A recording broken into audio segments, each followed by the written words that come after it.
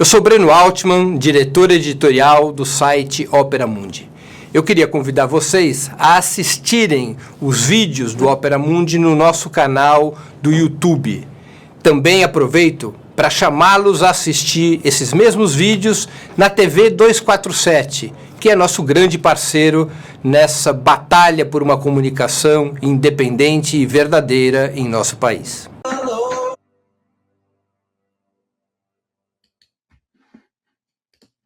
Boa tarde! Está começando mais uma edição do programa 20 Minutos Internacional. O tema de hoje: Israel é uma democracia? No próximo dia 9 de abril, ocorrerão eleições parlamentares em Israel. Israel funciona sob um sistema parlamentarista, portanto, essas eleições parlamentares decidirão quem governará Israel a seguir.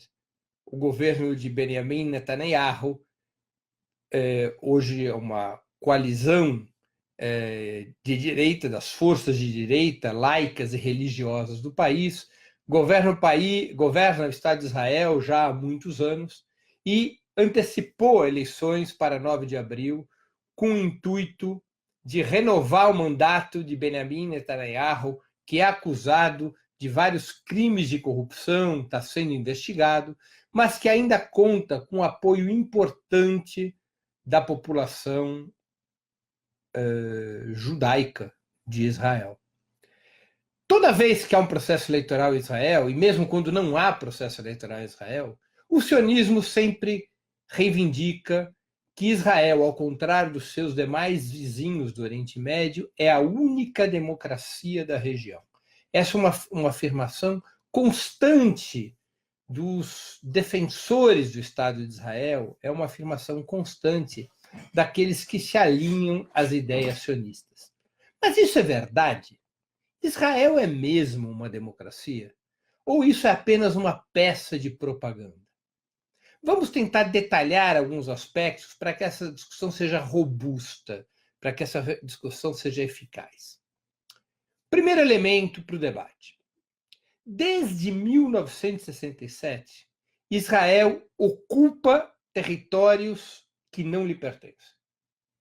Ocupou territórios na Cisjordânia, ocupou territórios na faixa de Gaza, esses territórios da faixa de Gaza foram devolvidos.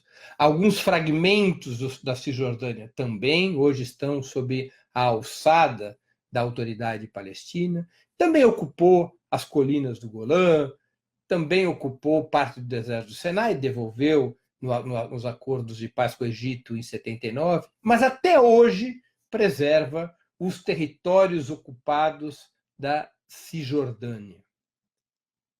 É uma população enorme que vive nesses territórios ocupados.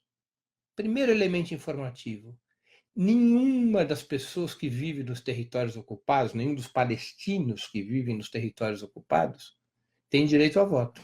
Não podem votar.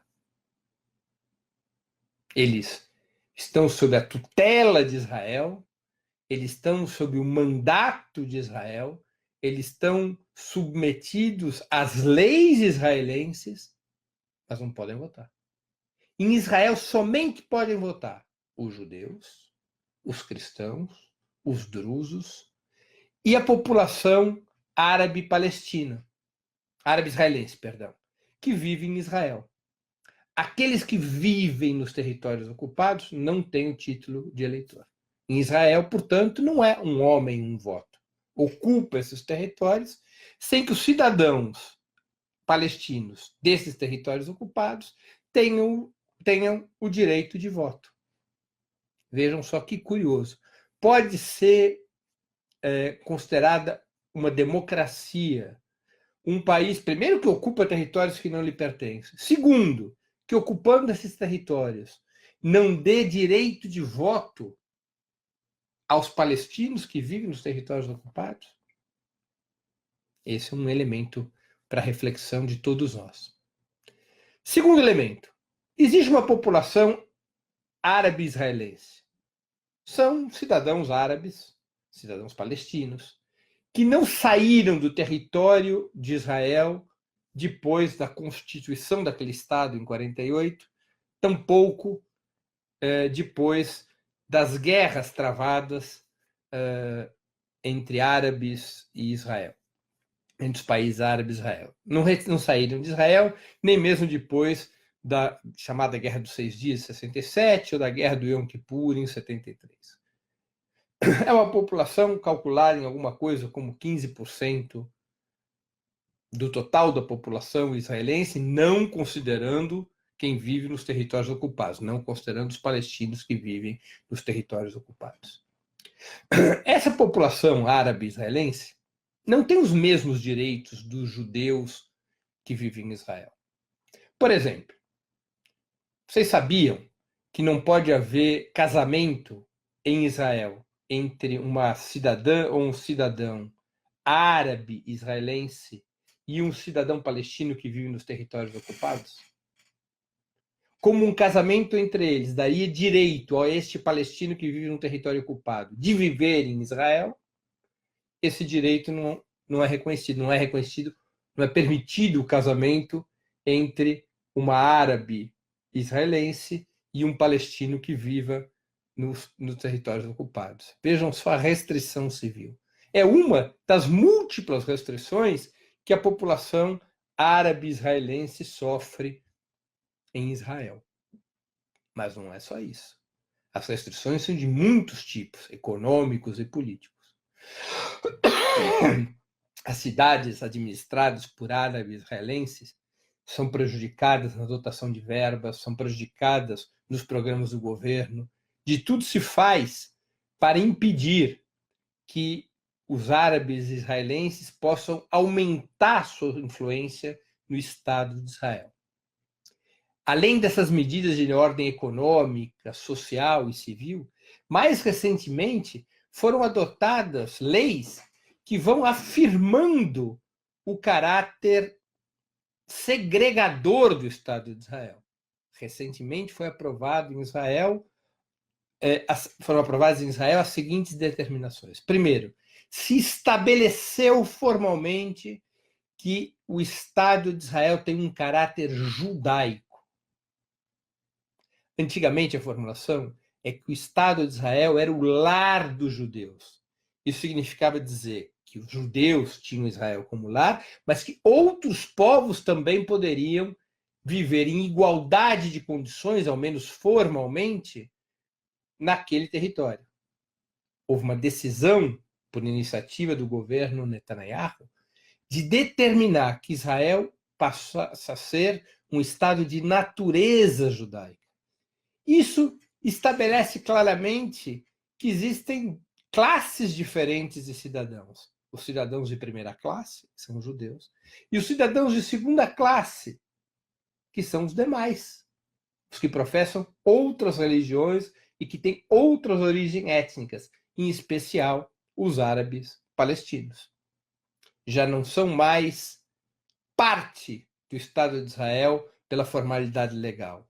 São moradores daquele território com um arcabouço legal que lhes discrimina. Isso foi aprovado pelo Knesset, pelo parlamento israelense.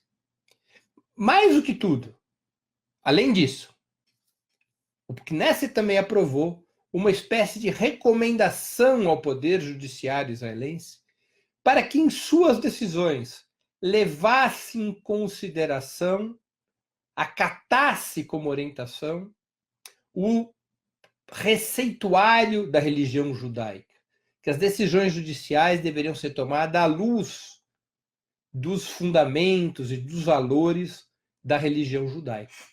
Olhem só que elemento, não apenas de subordinação dos outros povos que vivem em Israel, a clara hegemonia sionista, mas também a ruptura do caráter laico do Estado de Israel, num processo que já é antigo, de fusão entre o sionismo laico e a ortodoxia judaica religiosa. É um processo longo, mas que vem se aprofundando nos últimos anos, retirando pouco a pouco o que resta de caráter laico do Estado de Israel. São leis como essas que vão conformando Israel como um sistema triplamente autoritário. Primeiro, um regime de apartheid, porque os povos que foram vítimas e são vítimas de ocupação, que vivem nesses territórios ocupados, não têm nenhum direito político. Não têm direito ao seu próprio Estado, não têm direito à sua própria nação e não podem votar nas eleições do Estado que ocupou seu território. É um estado de apartheid para esses cidadãos palestinos que vivem nos territórios ocupados. Segundo, além de um estado de apartheid, é um estado internamente de caráter estamental. Ele possui castas com distintos direitos políticos, econômicos, sociais e civis. Os judeus possuem plenos direitos, especialmente os judeus askenazi, que são aqueles com origem na Europa. Os judeus sefaradi, especialmente os judeus de origem africana, os judeus de origem negra, porque existem judeus de origem negra cuja matriz é a Etiópia, esses judeus sefaradi têm, embora não legalmente menos direitos que os judeus askenazi, sofrem ali uma certa discriminação, são considerados judeus de segunda classe. Abaixo dos judeus, com direitos menores, estão drusos, cristãos, que são povos de outras fés religiosas, mas que, teoricamente, possuem quase os mesmos direitos legais dos judeus. E lá embaixo estão os árabes israelenses, que não possuem os mesmos direitos dos demais grupos étnicos sociais que habitam o Estado de Israel. Um Estado de apartheid e um Estado estamental. Mas além do apartheid e do sistema de castas, há um terceiro elemento. Israel vai se transformando numa teocracia, ou seja, num regime autocrático governado a partir da fusão entre o Estado e a religião, pelo peso crescente que vão tendo os partidos religiosos e determinadas leis que vão submetendo as instituições aos valores e ideias defendidos pela ortodoxia judaica. Apartheid, sistema estamental, Estado autocrático. Como fruto dessas inclinações autoritárias e excludentes do Estado de Israel, recentemente vimos decisões duríssimas que ferem no coração o que resta de democracia no Estado de Israel. Repito, o Estado de Israel é democracia ampla para os judeus, não para os outros grupos étnicos sociais. Nesta lógica, recentemente, o Comitê Eleitoral do Knesset, que é quem aceita as inscrições partidárias para as eleições, vetou a participação de um dos partidos árabes, o Balad, e proibiu a candidatura de uma das principais lideranças do Hadash, que é uma frente de esquerda que existe em Israel, cujo principal partido é o Partido Comunista de Israel, e que tem uma grande base entre os árabes israelenses. Mas vários judeus inscritos no Partido Comunista participam do Hadash. Uma das principais lideranças do Hadash, foi proibido de se inscrever para as eleições próximas.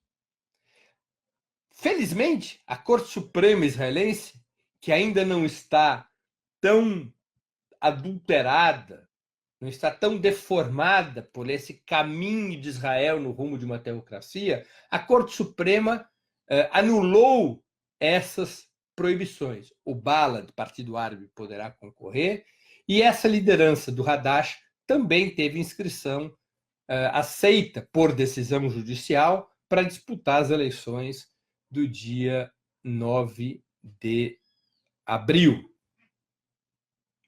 Agora, próximo.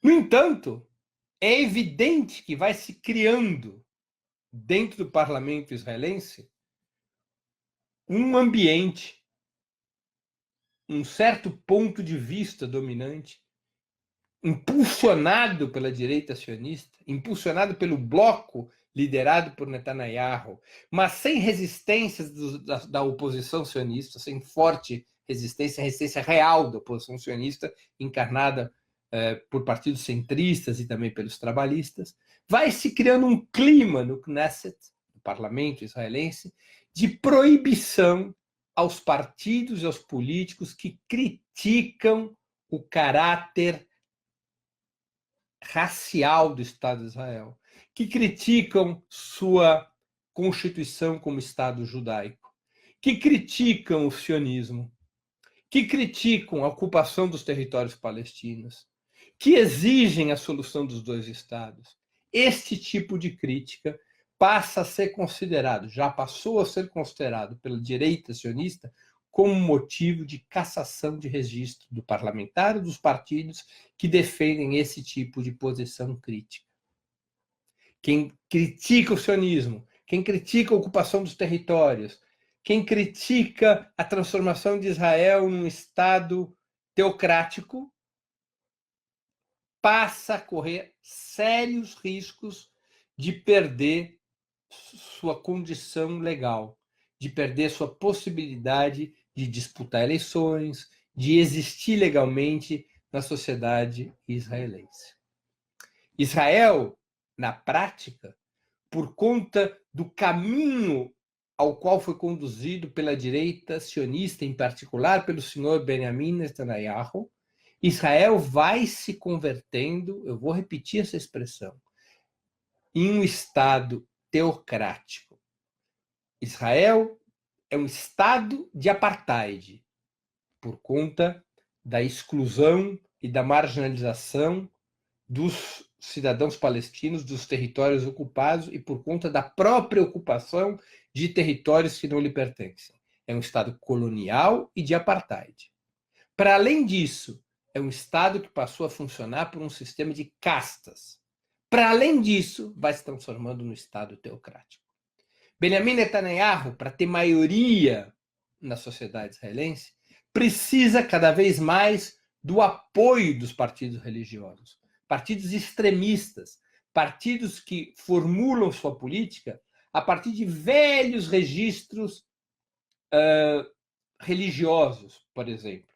Vários desses partidos religiosos reivindicam que o direito de Israel às fronteiras estabelecidas biblicamente, a chamada Grande Israel, que na prática ia do Tigre ao Eufrates.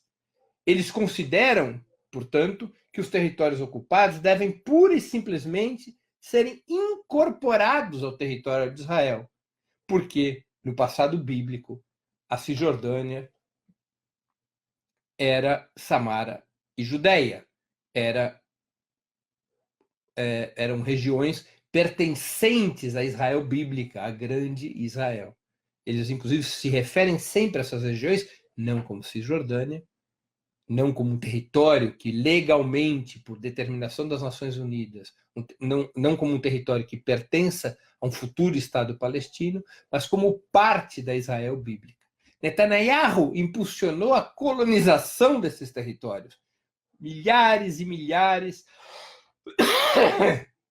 de judeus, particularmente judeus religiosos, foram estimulados e financiados pelo Estado para ocupar esses territórios que, pelo direito internacional, não pertencem a Israel. E Benjamin Netanyahu agiu dessa maneira, para consolidar essa perspectiva da direita sionista, em aliança com os partidos religiosos, de que Israel tem o direito ao território bíblico. Embora Benjamin Netanyahu continue a falar formalmente de dois estados, que os palestinos têm direito a construir seu próprio estado, isso tem sido mais uma conversa para boi dormir, uma conversa sem resultado prático. Benjamin Netanyahu que faz é adiar qualquer resolução que permita o fortalecimento da autoridade palestina e que passos concretos sejam dados na direção dos dois estados. Nesse ínterim, enquanto ganha tempo, Netanyahu, com os partidos religiosos, trata de ocupar ao máximo possível aquela área que deveria pertencer ao Estado palestino, e utiliza muito da migração religiosa judaica para este papel, criando esse bloco entre a direita sionista e os partidos religiosos que seguidamente tem vencido as eleições em Israel. Pode ser que em 9 de abril Netanyahu perca as eleições. Perca para um bloco de centro-direita. Um bloco de centro-direita que, no fundamental, defende as mesmas ideias de Benjamin Netanyahu. Defende a mesma política supremacista do Estado de Israel, mas que tem críticas aos setores mais extremistas desse bloco centrista, poderá eventualmente executar a mesma política com mais moderação. Mas, independente de quem seja o vitorioso em 9 de abril, Israel já deu passos profundos, passos amplos, no sentido de romper com qualquer ordem democrática. Israel vai se transformando num Estado racista, num Estado de apartheid, num Estado colonial, num Estado teocrático. Essa é a verdade dos fatos. Aqui termino a exposição de hoje. Antes de encerrarmos o programa, duas mensagens relevantes. A primeira delas, façam a inscrição, uma inscrição no canal do Opera Mundi no YouTube. Nessa plataforma, vocês poderão assistir a transmissão ao vivo dos nossos programas, bem como pesquisar e também assistir edições anteriores do programa 20 Minutos e de outros programas da TV Opera Mundi. O YouTube é uma plataforma muito mais amigável para assistir vídeo, para fazer comentários e também para contribuir financeiramente com o Opera Mundi através do Super Chat. Segunda mensagem. Peço a vocês encarecidamente que façam uma assinatura solidária de Opera Mundi. A assinatura solidária é um pequeno valor mensal que nossos leitores e espectadores pagam para que nós possamos ter os recursos necessários à sustentação e ao desenvolvimento de um jornalismo independente, de qualidade, investigativo, para que tenhamos os recursos necessários para a batalha cotidiana de ideias e informações contra a imprensa de direita. Para obter informações sobre a assinatura solidária, o endereço é www.operamundi.com.br/apoio. Eu vou repetir, www.operamundi.com.br/apoio. Entrem nesse endereço, informem-se e façam ali uma assinatura solidária de Opera Mundi. Para nós é muito importante. Para o jornalismo independente é muito importante. Queria aqui agradecer a audiência de todos que nos acompanharam pelo Facebook e pelo YouTube na tarde dessa quarta-feira. Aqueles que gostaram do programa, por favor, o compartilhem, ajudem a difundir a nossa produção. Nós voltaremos a nos ver na próxima sexta-feira com 20 Minutos de História. O tema, o nazismo é de direita ou de esquerda? Tema bem polêmico, bem atual, provocado pelas declarações recentes de Bolsonaro e de seu chanceler Ernesto Araújo. Até a próxima sexta-feira e um grande abraço.